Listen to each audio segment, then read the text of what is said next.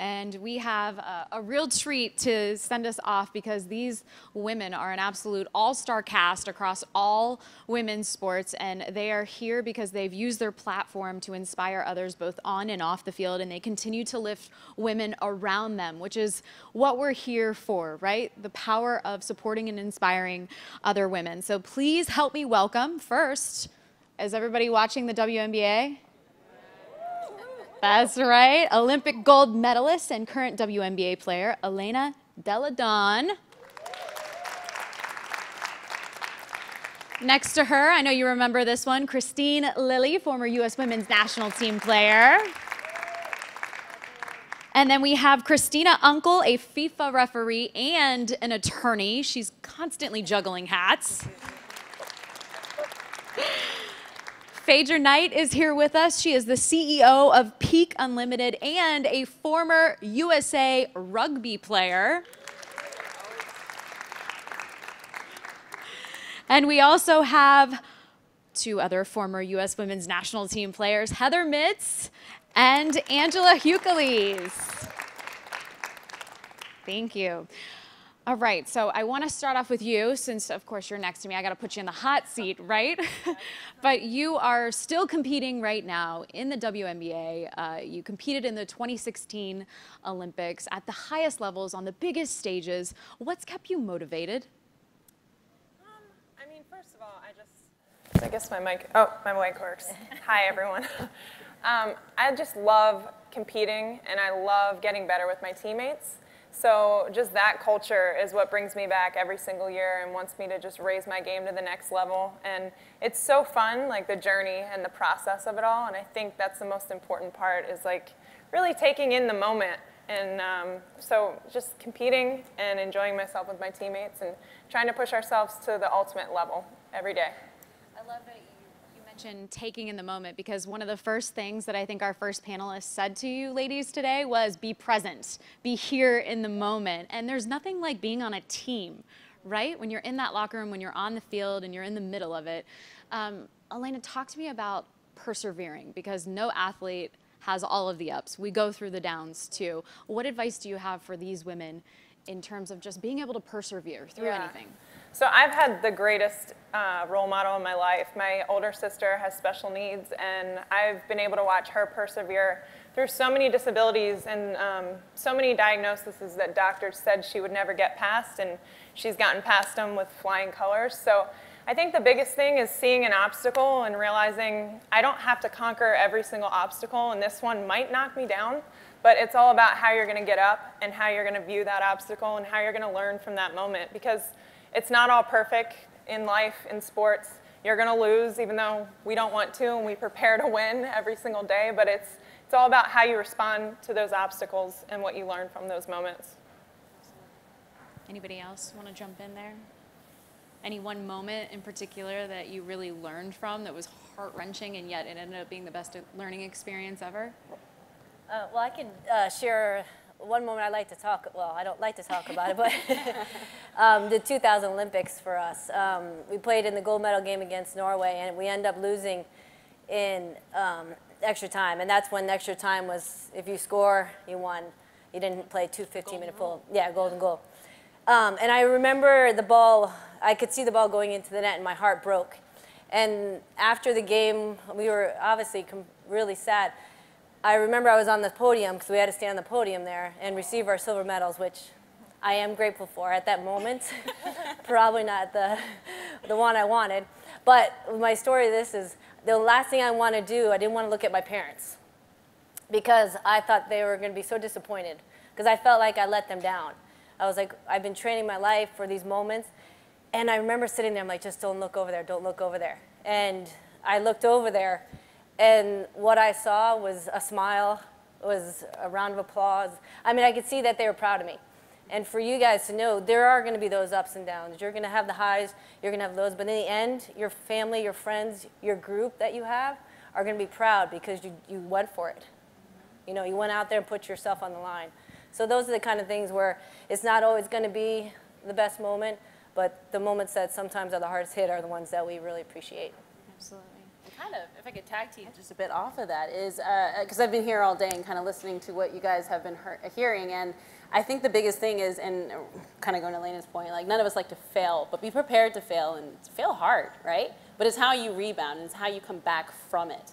That's probably the biggest thing, because we go through, if we're successful all the time, we truly aren't growing or learning. There's nothing you're going to learn from it. So when things do happen, when all of a sudden we get a silver instead of a gold, right? What did we do, and how can we grow from it, and how can we progress out of that? I think that's probably the biggest, at least for me, and I don't know about, I'm assuming for the rest of you, that's been the biggest learning lessons for me, has been when I failed. So don't be afraid of it and take those risks. Learn to be brave, or I think Julie said earlier, learn to be courageous, because that's when you're really going to start growing. Yeah, I'd like to share an experience from 2009. I was selected and was one of the first female rugby athletes that was a professional in the U.S. In 2008 when I was selected to the U.S. Sevens team. Can I just to give you a round of applause? Thank you. And so that build up from 2008 to 2009, training for the first World Cup Sevens for women was tremendous. I put a lot of things on hold, as I did most of my career, and was, I thought I was a sure pick for the team. And up until the last week prior to going to Dubai for the World Cup, thought I was in, and I didn't get selected. I was actually cut from the team. That was the biggest heartbreak probably of my life, and it really helped set me up for some more heartbreaks, right? But after that experience, I bounced back and I played in the 2010 World Cup for 15s. So I prolonged my career and got a second win in, I guess it was 2015, at the age of 41, to try for the U.S. Olympic team. So I had about a 2% chance of getting on the team, but I moved from New York and went out to Chula Vista, California, and played for, with folks half my age. Kids who had taken a picture with me, I don't know, 20 years prior when they were like this big. But I did it. I took the chance. I went out, and I failed again, right? And it wasn't easy, right? But I wanted to go for it, and I knew going into it, the odds were stacked against me. But what I learned from both of those experiences was so much more than I ever learned from making an all-world team, going to a World Cup. Those two experiences, I think, have been tremendous in helping me to be where I am now. And so it's not an easy pill to swallow, to fall down, but as you stated, it's all about getting back up and how you get back up. I mean, rugby, I think, is a metaphor for life. All we do is fall. We get tackled, we are on the ground, we spend most of our time on the ground, but it's how quickly you can recover, get back to your feet, and get back in the game. So that's what it's all about. Absolutely, absolutely. Well, I want to bring it back to Kristine. And I've been fortunate to sit here all day and see we have some tremendous leaders in this audience, some brave young ladies who have stepped up and asked questions during our Q&A, which takes some guts, by the way, and I'm proud of you guys. But when you talk about a leader, Kristine, what do you define as leadership, and what separates good leaders? Well, I think that's a good question, right? Well, I think all of us up here probably have had someone that led the team we're a part of, or a group they're part of, pretty well. And when you think about great leaders, they're unique. There's something special about them. They have a way that they connect with people. They have a way of getting a group with a common goal and trying to go after it. And fortunate for myself is, I know you heard Julie Foudy speak this morning, and she was one of the great leaders that I was able to be a part of and witness firsthand. And when I think about leaders, I look back at our teams that I've been a part of, and we're talking 1991 time and stuff, in 1987. You guys born then? No, I didn't think so. So we're talking, I've been on the team, I was on the team a lot, so I've been through a lot of great leaders. And Julie Foudy and Carla Orbeck come to my mind. And those two, they kind of worked off each other. Carla, she's the assistant coach at Duke right now, and she had the way of reaching every player on our team. And if you were having a bummer of a game, she found the way that she could communicate And she'd be like, oh, Kristine, Lilly, we need you. It wasn't like, get your head out of your butt. She's like, we need you. And then Jules would always have the passion and a little joke here and there. But what they both had was our goal as a team. We knew as a group what our goal was, whether it was to win the World Cup, whether it was to win the Olympics, whether it was to be part of the first Women's Pro League. We had a common goal, and they led that. And we were on board with them 100% and trusted them. So I think, if you think of all the things I just talked about, you got trust, communication, the love of the game that they had, the love for each other that we had was really strong. And I think great leaders provide that, but they also put themselves on the line. And those girls always put themselves out there and set the example for us. Great examples. And I don't think Carla ever stopped talking, because I got to I got to call a couple Duke games this past season, and I could hear her from the sideline, and I'm like, man, I want to be down there with them. Carla's very competitive. And when she is. I love it. She can't be. I've gotten yelled at by her. Talk to the referee. She knows all about it. But Christina and Phaidra, this one for you. What are some of the key ways that you've tried to give back to your sport, but also to women and help women along the way? Yeah, so I kind of, you heard the judge speak a little earlier with regard to advocacy, right? So I've actually been officiating since I was 10 years old. Ironically enough, I started officiating because I was yelling at the referee, and my coach was a referee, and he says, you need to learn the laws of the game because you can't properly yell at someone if you don't know what you're talking about. So of course I took the class because I wanted to keep yelling at them, right? So, and then that's how I kind of got all the free concession stand food I wanted when I was 10, and it was a done deal. But advocacy has been a very big component of me since I was 10 years old, right? Because it's ironic, and I kind of laughed when we got the panel, and I said I've yelled at the majority of the players here. But for me, the biggest thing was, right, there's going to be a lot of things, and what I tell, those up and coming, whether it's in the referee world, whether it's in the corporate world, whether it's in the legal world, because I do trial, I do litigation, and I'm really the only one in the room, let alone the only female/Hispanic in the room, right? There's not many of us, is that unfortunately what we deal with is there's a lot of people who make you doubt yourself, right? So when I talk to other young female officials who are coming up, I said, unfortunately, the goal of everyone else is to make you doubt yourself when you're out in the field, right? So instead, make them doubt themselves about yelling at you, right? Sell that decision, sell that call. Rely on your instincts and trust that, all the training that you've done, all the film footage, people would be surprised to see how much training we actually do off the field with regard to watching film footage, understanding the players, understanding the dynamics, understanding the teams, understanding what just happened in the game prior to. But you have to trust in those instincts and know that people are going to try to make you doubt yourself, make them doubt themselves about doubting you. So that's probably one of the biggest things. And kind of the other thing I'm really advocating for, I do a lot of gender equality work and also the legal world, but specifically, and I was talking to, Katie at lunch, and I was surprised. I actually sit on the nonprofit board, the Women's Sports Museum, and I was actually blown away when I learned about 2 years ago that there's not a museum in the world dedicated solely to women in sports. Can you say that one more time? Okay.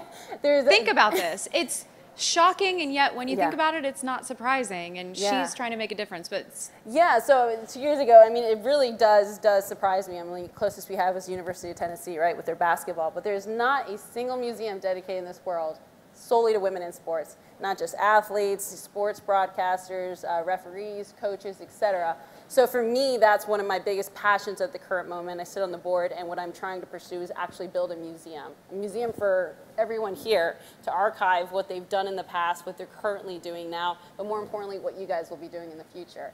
So that's one of the things that I do give back. I give back a lot, obviously, to the female that it's an easy thing to be passionate about. So that's one of the things I do give back to, and I love it because I know we're going to enshrine Kristine, Lilly in it, one way or the other. So it's something that I can give back to, and I like to advocate for. Well, that's huge. I think that's a tremendous thing. I don't think that as women we pat ourselves on the backs and get enough praise for the great things that we do, and so I think that's pretty tremendous. To create that, and yeah, that's wonderful. One of the things that I'm doing to give back is to try to raise that awareness in the rugby community. I'm a member of the USA Rugby Board of Directors, and in that role, just trying to bring some equity to the sport. in one way is praising former Eagles, we call our national side players Eagles, as they retire, as they leave the game. Traditionally, players have left the game, both men and women, but particularly the women, and there's been absolutely no connection with them. And they've just basically gone out into their lives and disconnected from the rugby community. And so along those lines, I think it's really important to give people their flowers, while we still breathe. And so that's in line with what you're doing. I'm doing a bit of that in the rugby community. I'm also on the World Rugby Judicial, I'm a judicial officer. And so in that role, I'm sort of a judge. When players get citations, they'll defer to a committee that will decide whether the players, constitutes foul play or whatnot. And so giving back and then trying to educate around that here domestically, many of the young players, young girls, on how to really understand the rules of the game and how to play around that. I was such I guess I wasn't that good at playing around the rules of the game. I got so many yellow cards. But yeah, none from her. I am also a board member with the Women's Sports Foundation, or board on the board of trustees with Angela. And so I've been a part of the Women's Sports Foundation in some way since I started playing rugby in 1997. And so I felt like the Women's Sports Foundation had played a crucial part in inspiring my plight as a U.S. player, my motivation to get there. And so it's so fitting that now I'm working with them at that level in that capacity to help obviously provide more opportunities for girls and women to play a big part on the advocacy side with Title IX. But I guess one-on-one, right? I try to connect with players, female players in the rugby community.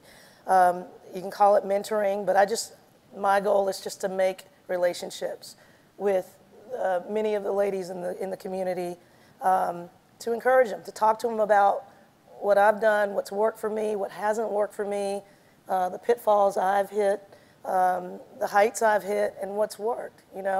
I think an incredible thing for me through my process, because I found rugby, or rugby found me, in a time when I needed to release a lot of anger, right, from growing up. And I think we like to all think that all of us grow up in great environments, but we all don't. And so for me, it was a tremendous release, and I had to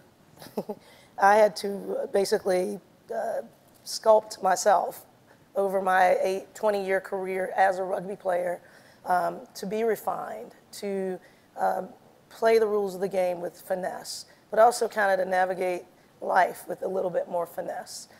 And so I think for me, introducing meditation and introducing that to young ladies, taking time for yourself, building you up, when you put time into you, right, you don't have to worry about the people around you, because you are the greatest resource when you can be at your best. And I think you have to take that time to really focus on you, take quiet time, and make yourself a priority in your own life. And then that way, you become a great competitor. You become a great sister or brother. You become a great parent. You become an asset to the people that you surround. And so I give back by trying to give as much of myself in that respect to as many people as I can. I love it, because taking care of yourself is so important. Absolutely. And you've come full circle, right? Both working on the board and how much it inspired you to get involved, and now here you are. I mean, thank you. Yeah. I know you'll agree with this as I turn it over to Heather and Angela, but having a strong support system is so vital through all the ups and downs that everyone faces through life. Can you talk to these women today just about building that community of support around them as they continue their education and then venture into the workplace?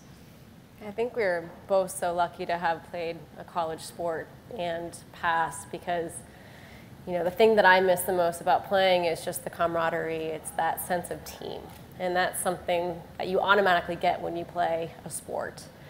So having those friendships, I'm getting ready to go on my 40th birthday party with my 3 best friends from college that played on the soccer team with me. So those are going to be your friends for the rest of your life. So that trust is there. You're building those friendships.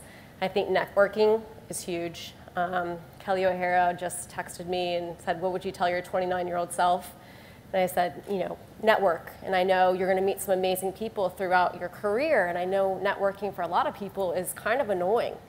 But you have this great opportunity to meet people that are going to be able to help you later on in life. So if you can just keep those contacts and, you know, take a little bit of extra time to, you know, have a conversation and maybe share some of your interests and figure out how you can help them and they can help you. I think the networking will definitely help throughout your entire college and past.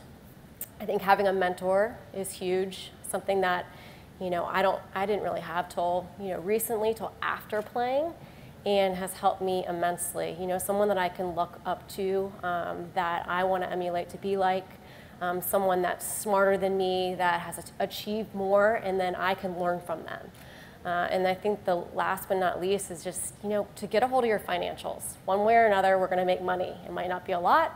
It might be a lot. Hopefully it is. But you're going to have to learn how to budget and to balance your checkbook and to take care of your finances. So I think if you start now really learning about your money, don't leave it up to anybody else. Don't leave it up to your parents. Don't leave it up to, you know, your significant other. You need to learn how to take care of your own financials to have success in life. Yeah, and I think building your support team is probably one of the most important things. I think relationships is one of the most important things in life, and building relationships and positive relationships. The worst feeling in the world is feeling alone. And I think we should never feel alone, or we should realize that we're never alone. And I think what you all have done in this room, whether you have done it intentionally or not, or realize it or not, is what Heather just mentioned about you've already started building your network. So back when you were younger, if you think about your teachers, your coaches, your family members, when you go through trying times, it's so much easier to get through those times and to do it well when you have that support system in place and intact. And so I think also being intentional and bringing an awareness to how you go about who you surround yourself with, who's a part of your team, who's a part of your network. That's something that you can always have and you can always tap into. I remember when I was in 2nd grade, my PE teacher, Coach Wren, she did something very special, and she actually taught me a lot about the importance of relationships and really how that could impact my life. She wound up actually later on in life becoming my high school basketball coach, but one Saturday morning I was out in the soccer field enjoying my orange slices at halftime and Capri Suns at the end of the game.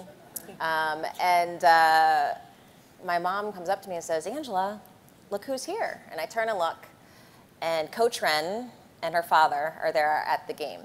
And I remember actually kind of hiding behind my mom because I was shy and embarrassed. And I think looking back, I had those emotions and feelings because here was this person who was very impactful and prominent in my school life in this one complete different aspect than outside of school, right, at a soccer game. Here she was spending her time, showing her care about me, her investment in me and my development, my growth, and showing up and showing how important I was in her life.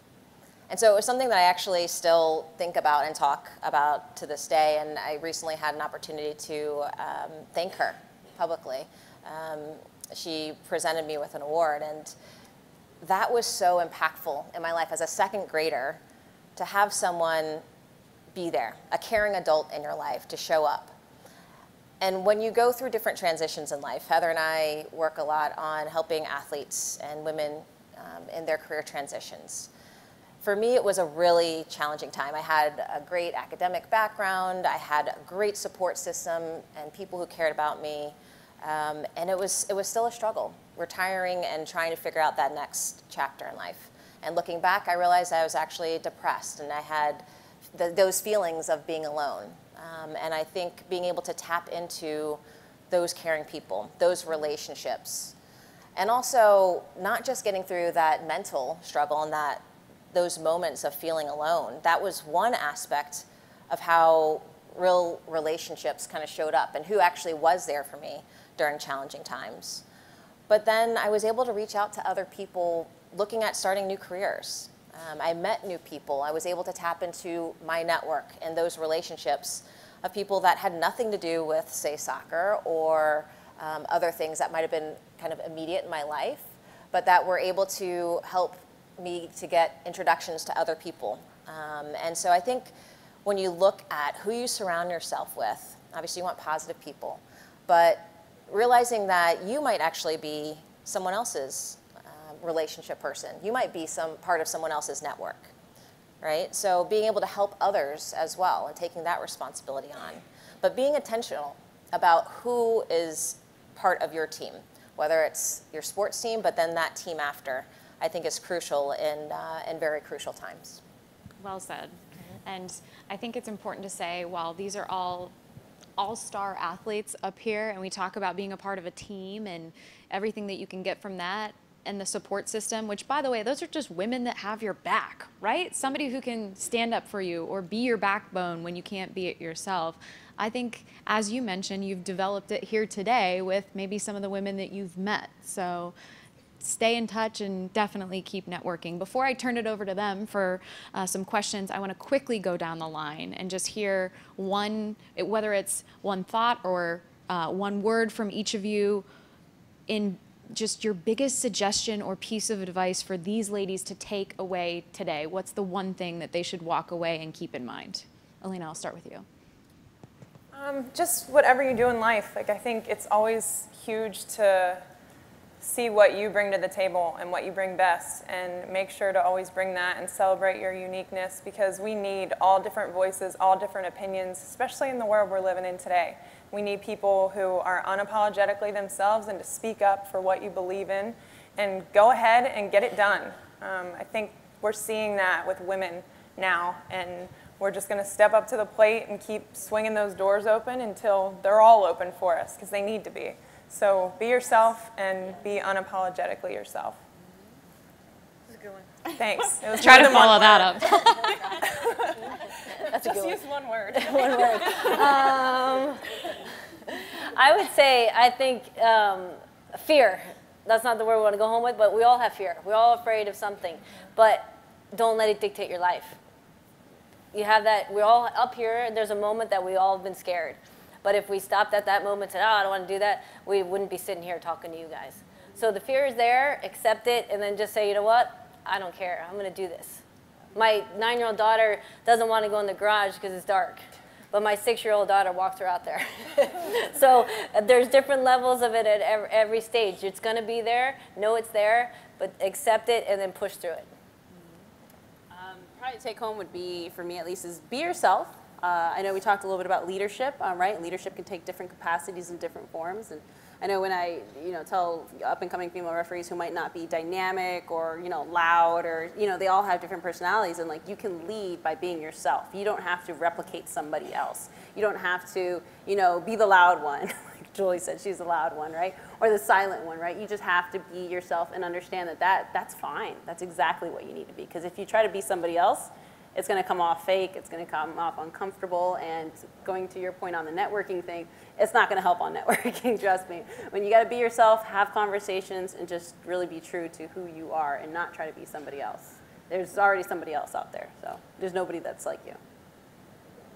Let's say have compassion, and that starts with having compassion for yourself. Be gentle with you, right? And that will, in turn, flow into being gentle with other people. And always, you never know where someone is literally coming from, what moment they were experiencing prior to coming in contact with you. And so it's good to just give them the benefit of the doubt. You never fail at that. There's no harm in saying, I'm sorry. There's no harm in just being nice to someone, even if they don't reciprocate.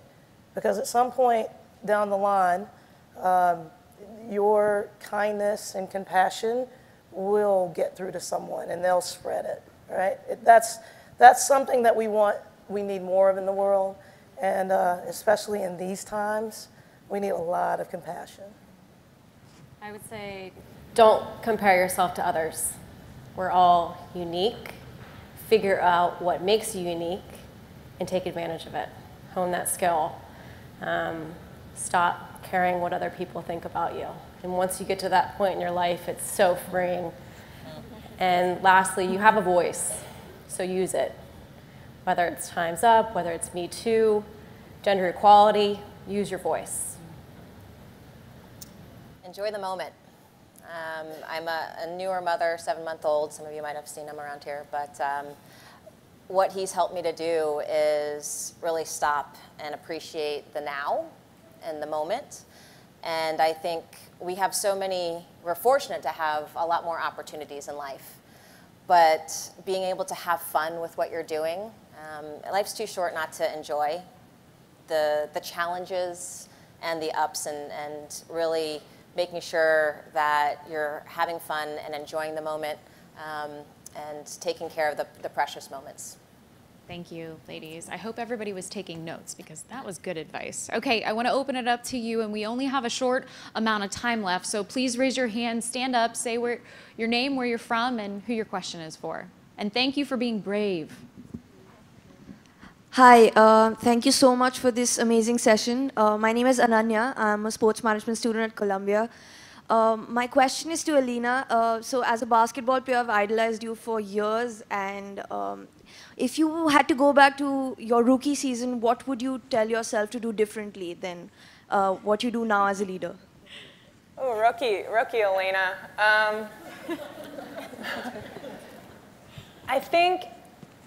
I mean, it's hard because as a rookie, I was experiencing so much, and I think I would now tell her to get outside of yourself, put yourself into your teammates a little bit more. Stop worrying so much about what you're doing. But I had a role to play, and I was thrown onto the team right away, and they wanted me to make an impact. So I feel like I was very much like, oh my gosh, what do I need to do? How can I get better?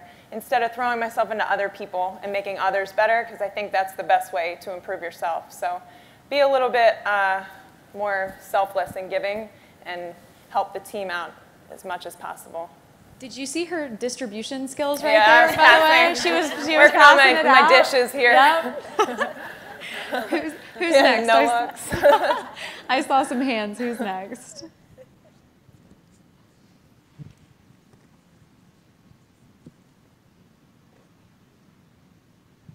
Hi, everyone. Is it on? Okay, thank you. Hi, everyone. I am Ryan Montano. I'm from Trinidad and Tobago. Just saying. My question is for everyone. Just saying it for real. How does it feel knowing that you are the role model that changed someone's life, whereas they're being brave enough to take that next step to fulfill their goals? It means everything. You know, I think for me, I grew up with all male athletes because unfortunately Lil and Mia and them are only a couple years older than me. So when I was really young, I was looking up to the male athletes, and they were on my walls in my room. And I think now that we have so many strong female role models, I mean, it's the coolest thing ever. And just knowing that I had that opportunity to play professionally, and I have these little girls that come up to me and look at me, and they think I'm amazing. And I think for me, you know, you just take that to heart, and you realize that you have this rare opportunity to make that connection and to have an impact, and that maybe they'll be following in your footsteps. It's the best. And I think, actually, I thought Lil was a few years older than us. Not just oh. I did say Okay. I think it's a unique opportunity to give back. I think I'm pretty sure I can speak for everyone on this panel that we all feel a sense of responsibility to give back. And I think not only can we serve as role models, but I think each and every one of you are also in a very unique position too, to give back and to serve as role models to the next generation.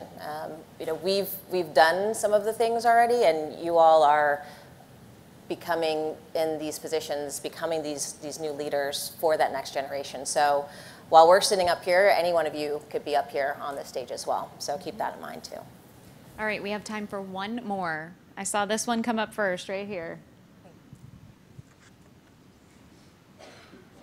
Hi, I'm Stephanie. I go to Eastern Nazarene College, and my question is for Kristen. Christina, I'm so sorry. Just say Chris, one of us. This one or this one? As a FIFA referee, what would you say to 10-year-old you, like just starting out as a ref? Oh gosh. Continue to kind of going back to the right rookie Elena, rookie Christina. Just continue to perform hard. So I get the honor as a referee to really sit behind the shadows, right? Because if you know me on the game, that's probably not a good thing, right? That means I either missed a call or something, right? I'm impacting the outcome of the game. So I get the beauty to kind of sit behind, I get the beauty of being able to sit behind and to kind of tell myself that, at the end of the day, it all comes down to performance, right? When someone wants to, like I step onto fields, and I especially on men's matches where I'm already 5 steps behind the gate without even having blown the whistle, right? So a lot of it is just to continue to focus on performance. The only thing I can control, well, actually that's exactly what I would say, control what you can control. There's so much out there that you can't control. And so all you have to do is focus on what you can control. There's things that go on behind, whether it's in the sports world or in corporate world, that's incredibly political that you just can't. It's unfair. It truly, truly is unfair. But all you can do is, control the tangibles. So for me, on a refereeing perspective, right, it's a fitness level. It's knowing the laws of the game inside and out. It's looking at the videos and reviewing it. It's just being confident in who I am. So control what you can control, and that you can't, don't fret over it. Don't stress over it. Know that, we were all joking, when one door closes, 5 more open, right? I always kind of say, like, I'm always waiting for the best yes, right? When someone tells me no or something doesn't happen as I was envisioning it to happen, sadly now, or interestingly now, I actually get excited because I know that there's something bigger and better that's going to happen that I wasn't even aware of that was going to happen. So yeah, just don't fret, don't stress out about other things, and just do what you can. Can I just channel her mindset right now? Seriously, that's the best way to look at things. Hey, thank you so much for being here and participating. Let's give them a big round of applause, right? All right, ladies, I'm gonna shepherd you out, but you guys stick around for 1 second, because if you remember, early this morning at 9:15-ish, I promised you an exciting announcement. So who has an internship right now? Anybody who needs an internship? Does anybody need one? Remember I said there was this golden opportunity where if I were you, I would kill for. Well, I am thrilled to announce, and you can see behind me here, that as an extension of the SheBelieves movement, U.S. Soccer is hosting their first ever SheBelieves internship program. You probably want to write some of this down, but basically it's going to connect young women to internships across the country. It's in collaboration with different sponsors and partners of U.S. Soccer, and here's the cool thing. These internships are in fields or positions that are traditionally more male dominant, so we can continue to spread the SheBelieves ethos that you can achieve your dreams no matter your gender. So part of the program is going to include pairing with a mentor within the organization to help further that SheBelieves spirit, but you are going to get information in an email sent to you, everyone that attended here today, and there will also be information posted on U.S. Soccer's website. Just a couple housekeeping notes for you. If you want, you are more than welcome to stay, hang out. I know some of these ladies are going to be around for a long time. We have some snacks out there. If you're hungry, I'm perpetually hungry, so I need snacks. But also, anyone who's able to join us tomorrow at the SheBelieves doubleheader at Red Bull Arena can use the voucher that you picked up today to get your ticket at will call. Tomorrow's match is going to feature the U.S. women's national team. They're taking on France in the first match, followed by Germany taking on England. But from the bottom of my heart, you guys have been awesome today. Thank you for making it so easy for me and for being here at the first ever SheBelieves Summit. I want to give you a big round of applause.